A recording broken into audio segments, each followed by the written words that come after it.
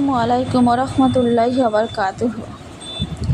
লাইলাতুল কদর যদি গোপন থাকে তবে আরাফার দিন সুবিদিত এবং দৃশ্যমান। এটি এমন একটি দিন যেদিন রহমত বর্ষিত হয়, দোয়া কবুল হয় এবং পাপ ক্ষমা করা হয়। সুবহানাল্লাহ, সুবহানাল্লাহ।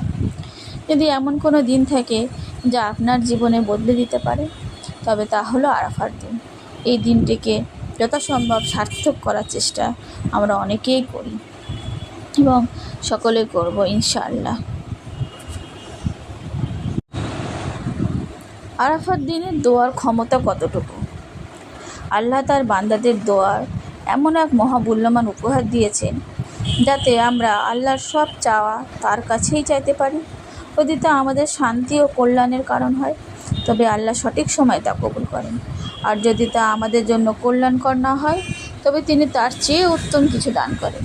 এই বিশ্বাসে এক প্রশান্তি আছে যে আল্লাহ অবশ্যই তোমার জন্য সর্বোত্তম নির্ধারণ করেন ইনশাআল্লাহ।